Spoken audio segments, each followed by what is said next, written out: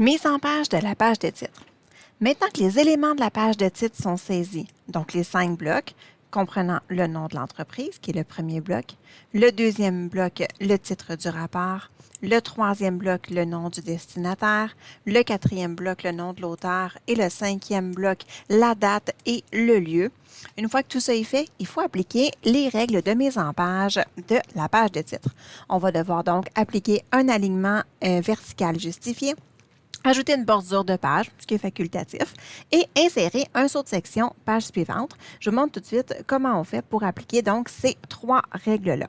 Alors, premièrement, pour appliquer un alignement vertical justifié, je vais cliquer n'importe où sur ma page et ensuite, je vais aller cliquer sur l'onglet Mise en page. Et dans le groupe Mise en page, je vais aller cliquer sur la petite flèche qui est dans le coin inférieur droit pour lancer la boîte de dialogue. Et là, je vais aller cliquer sur l'onglet Mise en page. Et ensuite, dans la zone page qui est juste ici, où il y a l'alignement vertical, je vais aller sélectionner Justifier comme ceci et je vais appuyer.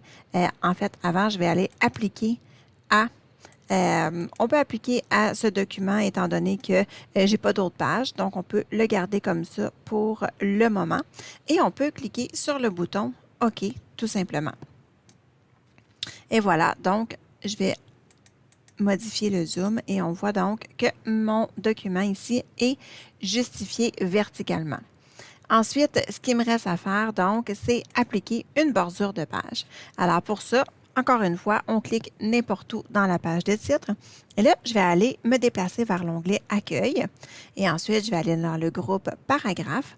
Et je vais cliquer sur la flèche du bouton des bordures. Et je vais aller en bas complètement, cliquer sur Bordure et trame.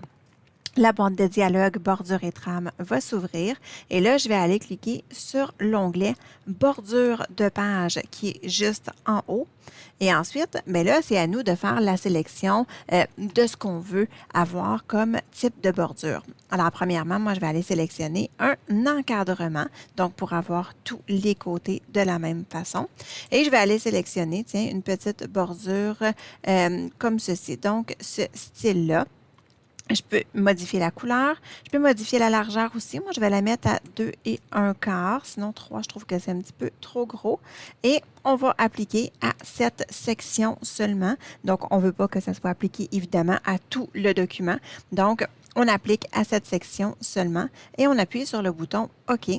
Et voilà, donc, je vais avoir mon encadrement qui va être fait. Ensuite, ce qui me reste à faire, c'est d'appliquer un saut de section page suivante pour aller donc créer une deuxième page. Et on a déjà vu dans une autre capsule, le saut de section page suivante doit se faire sur la même ligne que le lieu et la date alphanumérique, sinon ça va changer la disposition de la page de titre. Donc, je me place avant le symbole de retour, donc tout de suite après la dernière lettre ou dernier chiffre de cette ligne-là qui contient la date et le lieu. Et ce que je vais faire, je vais aller cliquer sur l'onglet Mise en page et ensuite, dans le groupe Mise en page, je vais cliquer sur la petite flèche de saut de page et dans la section saut de section, donc la deuxième section, je vais aller sélectionner le saut de section page suivante tout simplement.